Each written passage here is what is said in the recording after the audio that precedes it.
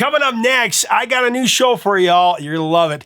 You know, sometimes the music industry can seem more like a blood sport than an art form. I mean, for every legendary band forged in Brotherhood, there's a back alley betrayal that left someone in the burning of the wreckage. Today's episode, we're going to count down the stories they don't put in the liner notes. Talking about tales of betrayal and backstabbing. I'm calling this one Double Cross. And man, we got some great stories coming up. We're actually featuring one of rock's most iconic guitarists, and he couldn't hold his liquor. So as he lay passed out drunk, his bandmates packed his bags, and they bought him a one-way bus ticket out of the band. By the time he'd sobered up, he'd been replaced. But actually, he started another band that became just as legendary. We also got a legendary frontman who made his bandmates sit and watch him in the studio as he re-recorded all of their parts for his sophomore album. Also, one of rock's greatest icons fired his band mid-concert, but he made them play the rest of the show before sending them on their way. And finally, the female singer who laid down a perfect vocal on a song, but later the song became a hit, and then she saw the music video, and a fashion model was lip-syncing her voice and got all the credit for it. Find out next. We're going to get into it. Hey, music junkies, Professor of Rock, always here to celebrate the greatest artists and the greatest songs of all time. You know, if you ever played Pong back in the day, on an old TV set, you're going to dig this channel of deep musical nostalgia. Make sure to like, share, and comment to help keep this channel alive. And, maybe unsubscribe and resubscribe so I come up in your feed again. We've got to keep this going. Man, I'm so excited about this new show. It's called Double Cross, the most ruthless music stories in history. Starting off this Double Cross countdown at number 6, I've got the early lineup of Metallica with a cold-as-ice HR move. You know, from the beginning, Metallica had the talent. They had the hunger, but they also had a problem, and his name was Dave Mustaine. Metallica came together in LA in 1981 after drummer Lars Ulrich placed an ad in the Recycler newspaper. That's how we did it back in the day. In addition to Ulrich, the band's early lineup consisted of singer-guitarist James Hetfield, bass player Ron McGovney, and lead guitarist Dave Mustaine. Cliff Burton, of course, later took over bass in 1982, and as for Dave Mustaine, between 1981 and early 83, the guitarist became a pillar of the young band. He contributed heavily to their initial local buzz and shaped the riffs that would define Metallica's debut Kill 'Em All. However, as Metallica's profile grew and they traveled across the country to New York to record under Megaforce Records, relationships began to unravel. They began to sour.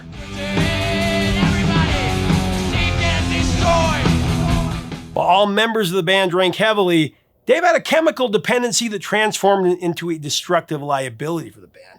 Unlike Hetfield and Ulrich, who were disruptive but jovial drinkers, Dave Mustaine became aggressive and prone to fits of rage when intoxicated.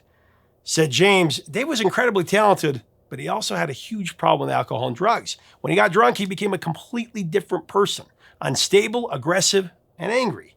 Got to the point where it just wasn't workable anymore. Tensions repeatedly boiled over into physical violence even. You know, most famously during a rehearsal where Dave Mustaine assaulted Hetfield after, Hetfield kicked Mustaine's dog for scratching Ron McGovney's car. On another occasion, a drunk Mustaine poured a can of beer into the pickups of McGovney's bass guitar and it nearly electrocuted him, when he plugged in. These escalating outbursts convinced the rest of the band that it was time for Dave to go. But instead of sitting him down and talking it out, laying it all out, they set up an audition for his replacement. Actually, on April 1st, 83, April Fool's Day, Exodus guitarist Kirk Hammett, he picked up the phone to hear Metallica's manager Mark Whitaker inviting him to audition for the band. So while Kirk was making travel arrangements to New York, Dave Mustaine was still showing up to rehearsals, playing gigs, and cracking beers with his bandmates. He didn't know anything different. This went on for 10 days. Lars later admitted that they weren't mature enough to face Dave directly, so they handled it with what he called execution style. When it was time to do the deed, the band waited until Dave was passed out drunk. And then what they did is they packed up his bags, they bought him a one-way Greyhound bus ticket to LA and woke him up to tell him he was fired. And then they drove him to a bus terminal in Manhattan and said, "See you later." At the same time, that Dave was being dropped off at the bus station, Kirk Hammett's plane was touching down at JFK.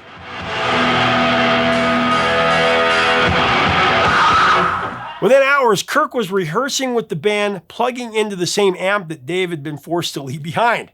Mustaine's fingerprints were still on the gear.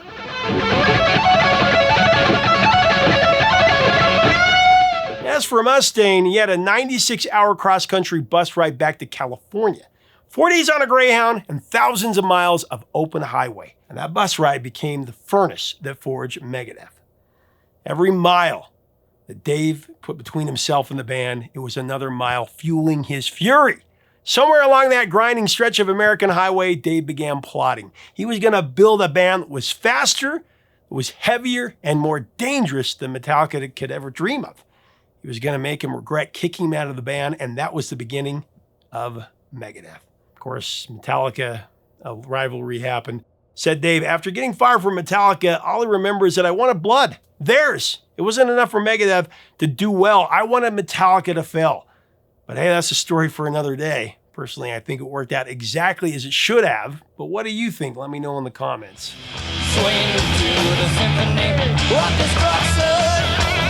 All right, at number 5 spot, I've got a great one. Amy Mann and Till Tuesday. In 1982, 4 kids from Boston came together with a shared vision and a band name that would stick, Till Tuesday.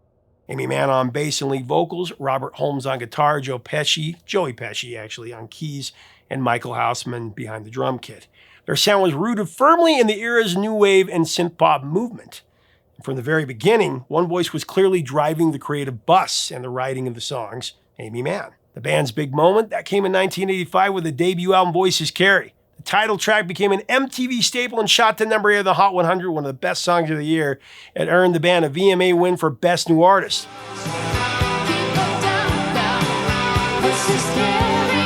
However, the album's follow-up singles, Looking Over My Shoulder and Love in a Vacuum, stalled out and their momentum started to fade. I really like Love in a Vacuum, great song.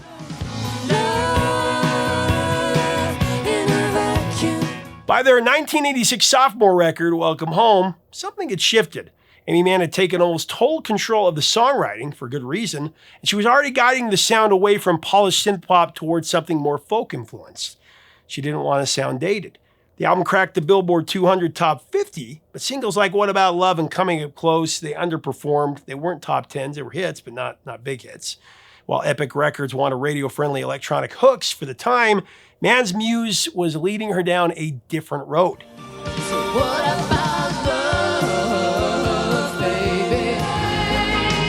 Coming up close. At the time the band recorded their third and final album, 1988's Everything's Different Now, Amy Mann was fully committed to a more acoustic, more emotionally mature direction. Commercially, though, it was a steep drop. I mean, it peaked at number 124 on the album charts, Not What You Want. The lead single barely grazed the Hot 100, so it wasn't great. Then things got really messy. Mann's artistic vision was continuing to evolve, but her bandmates weren't along for the ride, and neither was her label. They pushed back on the direction she was taking, even refusing to record the songs that she was writing. Worse, her band and the label actually worked together to block her from releasing the new material under the Till Tuesday name. That's where the double cross comes in. Essentially, Amy Mann was being prevented from releasing her own songs by her own band. When Till Tuesday finally dissolved in 1990, Mann's troubles were far from over. She spent the next 3 years locked in a legal battle with Epic Records to free herself from her dismal contract. Amy finally broke through in 1993 with her solo debut, a great album, Whatever. It was on Amigo Records, a sharp, introspective folk record that earned strong critical praise and produced I Shoulda Known, which hit number 16 on the modern rock chart. But then the label collapsed shortly after, and it trapped her in contract limbo yet again.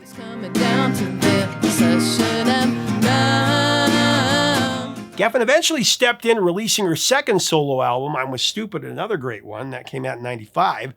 But it took Amy Mann the better part of a decade to simply gain control of her own music. Since then, she's shown the world just what she's capable of.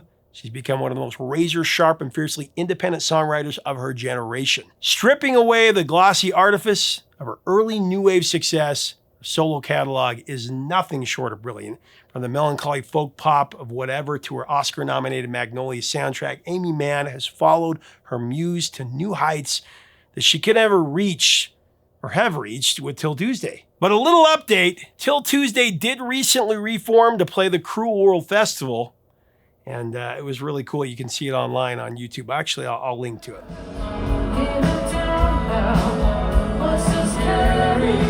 All right, coming up next at number 4 in our double cross countdown, I got Smashing Pumpkins frontman Billy Corgan sidelining his bandmates James Iha and Darcy Retzky for a complete album takeover. All right, so the Smashing Pumpkins burst onto the alternative rock scene with their 1991 debut album Gish, and it was produced by Butch Vig, who would soon after helm Nirvana's Nevermind. Fusing heavy metal guitar riffs with psychedelic dream pop and shoegaze, the record Gish was a powerful intro to Corgan's songwriting style. However, Gish didn't make much of a dent on the mainstream charts, let's be honest. It was more of an underground sleeper hit. Fueled by the modern rock radio airplay of its breakout lead single Rhinoceros, the album eventually peaked at number 195 on the Billboard 200. It later did certify platinum in the US, though. She now, how's she now? The band's true breakthrough, though, came with 1993's Siamese Dream. Once again produced by Butch Vig, this sophomore set was driven by an iconic string of alt-rock chart top 10s, Cherub Rock, Today, and Disarm.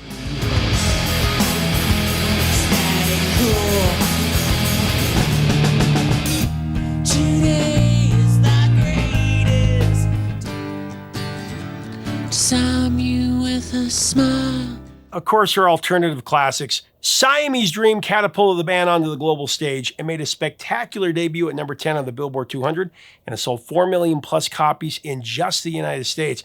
However, success came with a major cost.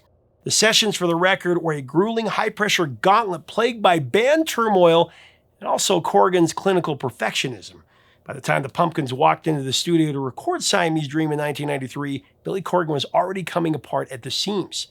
He was dealing with a lot. He was dealing with crippling writer's block, intense anxiety, also suicidal thoughts. Grunge and alternative rock was exploding, and Gish had just missed the boat. Pressure to succeed in that space was suffocating at that moment. Plus, Virgin Records had fronted the band a colossal budget and were pushing the band hard. If this album flopped, they were looking at financial ruin. So Billy Corgan did what Billy Corgan does. He took control of everything. Working alongside Butch Vig, Billy became consumed by the recording process. 16-hour days, day after day, chasing a sound that existed only inside his own head. To get the album's signature guitar army thickness, a single musical passage might require up to 40 separate guitar overdub layers, each one needing to line up with microscopic precision. And that's where things got dark for guitarist James Iha and bassist Darcy Retzky. Iha and Retzky, they'd spent months learning and rehearsing their parts. But when it was go time, Billy Corgan wouldn't accept anything less than perfection. When Iha struggled to replicate the exact split-second sound, Billy took the guitar out of his hands and he ended up playing it himself. For long, Iha wasn't tracking anymore at all. He was sitting silently on the studio couch, just watching his own bandmate record his parts for him.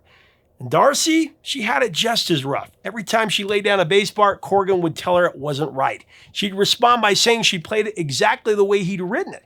Billy Corgan, he heard it differently in his head. And what was in his head, it kind of changed constantly. Eventually, it was just easier to step aside and let him do it. As Butch Vig remembered, the dynamic was so tense, Darcy would lock herself in the bathroom and cry for hours. James wouldn't say anything at all. Meanwhile, drummer Jimmy Chamberlain was disappearing into a serious substance addiction, increasingly AWOL from the sessions altogether. So by the final stretch of recording, the grand illusion was complete. Siamese Dream presented itself to the world as the defining statement of a four-piece rock band, but in reality, it was all but a Billy Corgan solo record with Smashing Pumpkins logo on the cover. And the brutal irony, it worked. Siamese Dream propelled the Pumpkins to superstardom, but that album, it fractured the band from the inside out. In fact, Butch Vig would say, people think it's a band record, but mechanically, over 90% of the guitars and bass, that you hear on the album are solely Billy. He had a vision of absolute perfection, and he was willing to break the band apart to get it on tape. And that's kind of what happened.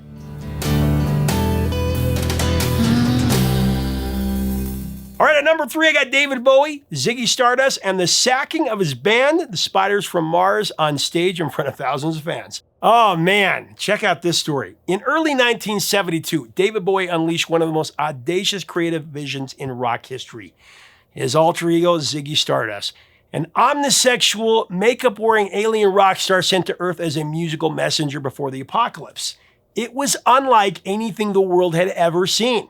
But then again, that was David Bowie. Part science fiction, part kabuki theater, part raw rock of decadence. Ziggy play guitar. The Ziggy Stardust era was theatrical, it was dangerous, it was absolutely brilliant. And backing Bowie through the whole experience was his powerhouse band, the Spiders from Mars. Guitarist Mick Ronson, bassist Trevor Bolder, and drummer Woody Woodmansey. These guys were the engine. Ronson's explosive guitar hooks, the rhythm section's tight, driving pulse, they gave Ziggy Stardust razor-sharp teeth. Together, they recorded the 1972 landmark, The Rise and Fall of Ziggy Stardust and the Spiders from Mars, an album loaded with classics. Starman, Moonage Daydream, Suffragette City, of course, Ziggy Stardust. The record made David Bowie a superstar in the UK almost overnight. There's a starman waiting in the sky. A freak out in a moonage daydream. Being on the air, 'cause I can't afford the ticket. I'm back in Suffragette City. America was slower to come around. Initially, the album just peaked at number 75 on the Billboard 200, but the lead single Starman cracked the Hot 100 and the slow burn was already underway. But through it all, there was a dark undercurrent running beneath the glitter. While Bowie was becoming the biggest star in Britain, the Spiders were being paid basic weekly session wages by Main Man, which was Bowie's management company. They weren't exactly sharing in the massive profits that their playing was helping to generate. So Woodmansey and Bolder, they started to push back, demanding better pay. And they got their raises, but management wasn't happy about it at all. By 1973, the Ziggy persona had started to take a serious toll on David Bowie. He was physically exhausted, he was deeply paranoid, and by his own account, the line between himself and the character had become dangerously blurry. And so on stage, in front of thousands of people, with zero warning to his band, Bowie retired Ziggy. That night at the Hammersmith Odeon, the Spiders, they knew the tour was wrapping up. They just didn't know that their career with David Bowie was also coming to an abrupt end. Right before their final encore, David Bowie stepped up to the microphone and he told the crowd, "Not only is this the last show of the tour, it's the last show that we'll ever do." The last show of the tour, but it's the last show that we'll ever do. Now the audience, they kind of freaked out. They assumed that Bowie was retiring. And on stage, the Spiders, they were completely blindsided. Woodmansey and Bolder, they had no idea. Nobody told them anything. Now, Mick Ronson had been given the vaguest of hints that changes were going to come, but even he had no idea that David Bowie would drop the axe mid-concert. When the band retreated to the dressing room, the adrenaline turned to silence. Ziggy played for time. Woody actually thought it might be a publicity stunt, but it was very, very real. David Bowie later admitted that he hadn't pre-planned the moment as some cold corporate strategy at all. Said Bowie in a quote, "I really pissed off Woody and Trevor. I hadn't really told them that I was splitting the band up, but that's what Ziggy did, so I had to do it too." Well, again, that persona, very much part of him.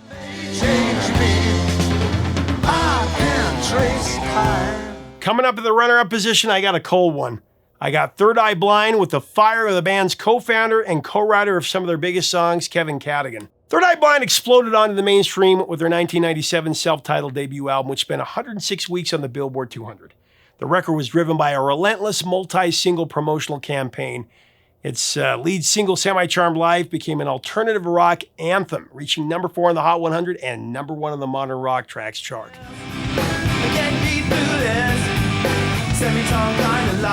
The band proved they were far from a one-hit wonder as subsequent singles dominated the airwaves.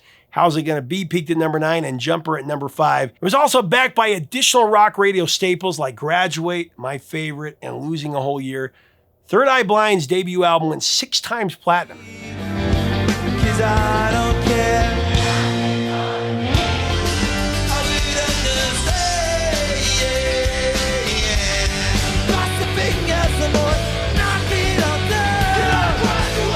The band skipped the sophomore slump with their follow-up album, Blue, that was released in November 99. Benefiting from the momentum of their debut, Blue achieved a higher initial chart placement. It debuted at number 40 on the Billboard 200, and it sold 75,000 copies in its first week. The infectious lead single, Never Let You Go, reached number 14 on the Hot 100, and then other singles like Anything, 10 Days Late, and Deep Inside of You achieved more modest chart success, but the album still managed to sell 1 million copies within its first 6 months. These first 2 records, they established Third Eye Blind as a pop rock force. But the good times, unfortunately, wouldn't last.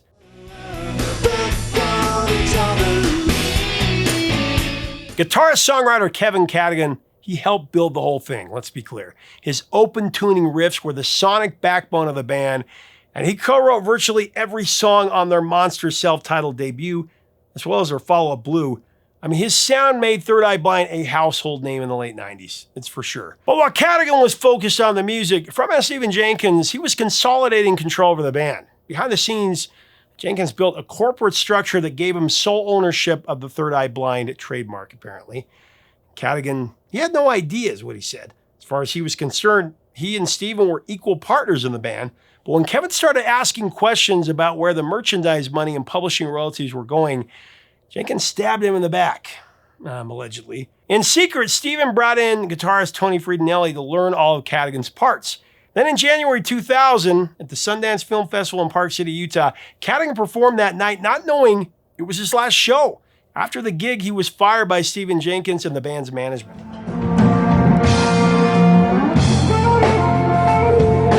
Stephen had the locks changed on the band's tour trucks even, which were holding Cadigan's gear.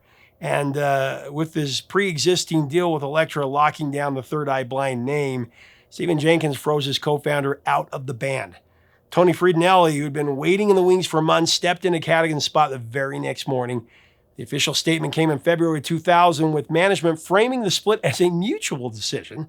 In the years that followed, Jenkins defended his actions. He said, bands are highly volatile, fragile ecosystems. The decision to part ways with Kevin was a mutual agreement among the remaining members because we felt a fundamental shift was required to move forward creatively. Cadigan, he saw it differently, and he sued for wrongful termination. The case was eventually settled, but the bitter truth is the songs that Kevin helped write continued generating revenue for the band for years. I mean, his guitar parts were still all over radio. His fingerprints were still all over the band. He just wasn't getting credit for any of it. It's one of the more cold-blooded power plays of 90s rock for sure, and Kevin Cadigan never really got the vindication he deserved. Said Kevin, and I quote, "I was completely blindsided. To build a sound from scratch in a garage, pour your entire soul into songs that define an era, and then be kicked out, to be kicked to the curb via a corporate coup behind your back, it was an incredibly painful and isolating experience."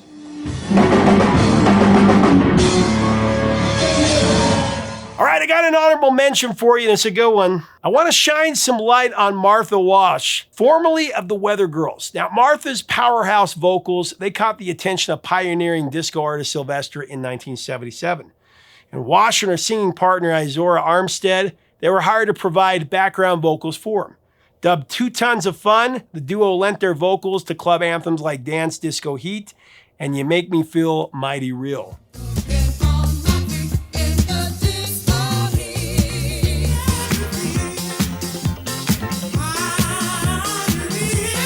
By 1980, Wash and Armstead stepped out of the background to record 2 successful albums under the 2 Tons of Fun name before rebranding themselves the Weather Girls in 1982.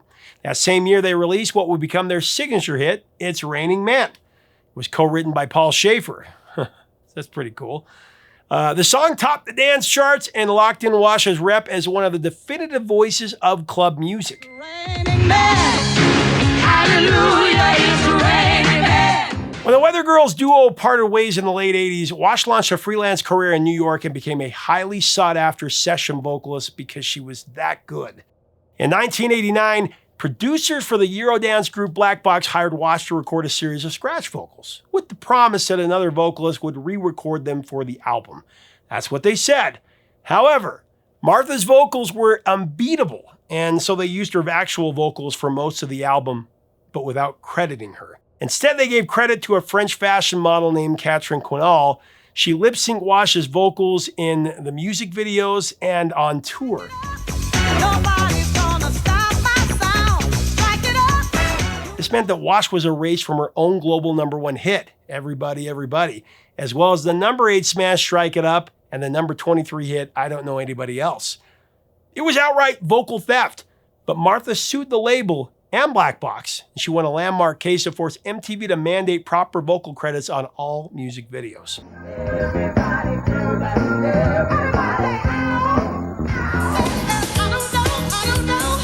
I don't know. All right, at the number 1 spot, I have a brutal double cross. The most brutal double cross that I can think of. It's a Beach Boys battle with some bad vibrations. I got Mike Love maneuvering against Brian Wilson for songwriting credit long after the songs became hits. We all know that Brian Wilson was the undisputed genius of the Beach Boys, writing and arranging the complex vocal harmonies and instrumentation that defined their sound in the 60s, that defined the 60s. However, in the 90s, taking advantage of Brian's highly publicized mental health struggles, Mike Love launched a barrage of aggressive lawsuits claiming that he had contributed lyrical tweaks and titles to legendary Beach Boys tracks. Like California Girls, Help Me Rhonda, Wouldn't It Be Nice, and Good Vibrations, just to name a few. I wish they all could be California. Help me run, help me run, help me run.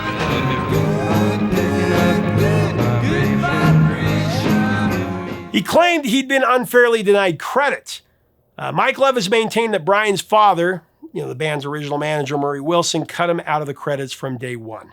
Now jump ahead to 1966 and the bad blood started to simmer. Now it happened while the Beach Boys were recording Pet Sounds, Brian's boundary-pushing masterpiece, and my personal favorite album of all time. New chord structures, unconventional arrangements, groundbreaking recording techniques. It was all Brian. All Brian all the time. And Mike Love, he hated it.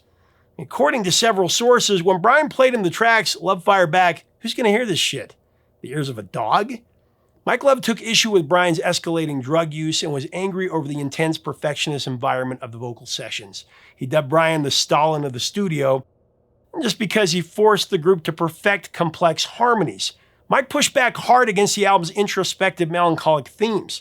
In essence, he didn't want to F with the formula, as he was wont to say. Mess with the formula, fast cars, surfing, and teenage love. That was it. Fast forward to the 90s, though. Brian Wilson's well-documented mental health struggles were now out in the open, and this is when Mike Love made his move. He launched a series of aggressive lawsuits attempting to change the Beach Boys' legacy forever. Mike Love argued that he had contributed lyrics, concepts, and vocal arrangements to dozens of classic Beach Boys songs and had never received proper credit. Tracks like California Girls, I Get Around, Help Me Rhonda, Good Vibrations. Mike Love would say that it wasn't just about money, though. It was about getting recognition for what he claimed was his songwriting genius. The trial got deep into the weeds of how the Beach Boys songs were actually built. Mike Love recreated the writing sessions from his perspective for the jury. He walked them through how he came up with the hook and concept for I Get Around while driving, and how he nailed down the vocal arrangements for California Girls. Come on.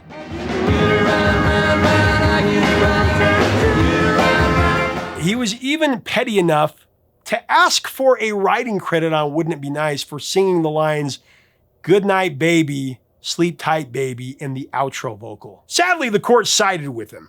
Mike Love walked away with a $5 million settlement and co-writing credits on 35 classic Beach Boys tracks, with 3 on Pet Sounds, including the aforementioned Wouldn't It Be Nice.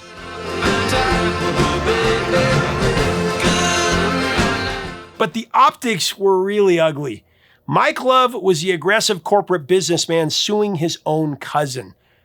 A man in a fragile mental state, one of the greatest geniuses to ever walk this planet, let's be clear. Talk about heroes and villains here.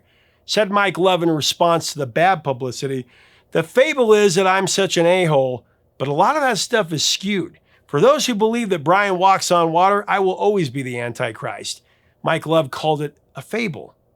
The rest of us call it history. Let's give credit where credit's due. Mike Love deserves most of the credit for keeping the Beach Boys touring and their name out there while Brian was struggling with his mental illness. You got to give credit. You do. You got to give him credit for that. But the other truth, if it wasn't for Brian Wilson, Mike Love would still be pumping gas for people at the local station. But the worst part of all of this is in 1998, Mike Love negotiated to become the sole licensee of the Beach Boys name through Brother Records, Inc. With Brian largely absent from the band since the late 60s, right? Mike Love effectively took control of the brand, of the name. Now, the two cousins did manage a brief reunion in 2012 for the 50th anniversary of the band, but it ended abruptly, and when, Michael Love, he held the rights to the name, so Brian Wilson was shown the door. My 4-speed dual quad, positive traction for 'em. Mike Love has claimed that his legal maneuverings were never an attack on Brian, right? Said Mike, I didn't sue Brian Wilson. I sued for my share of the authorship of the songs I worked on with Brian, which Murray Wilson took my name off of. Because Brian was the sole surviving owner of Sea of Tunes, I had to name him as the defendant. But my issue was always with Murray, who cheated me out of my credits from day one. Yeah, okay. It doesn't matter what the courts say, though. Mike Love may own the license to the band name, but as Dennis Wilson always said, and as we all believe, Brian Wilson was the Beach Boys. He was the Beach Boys. Let's be honest, Mike Love is the biggest villain in the history of music. He really is. I've said it before, this guy's the biggest jerk in music. This guy's this. Honestly, Mike Love, he really is. He is the biggest villain in music history. What he did to Brian Wilson, it's just, I don't have the words to say how I feel about this. What a sham. What a sham.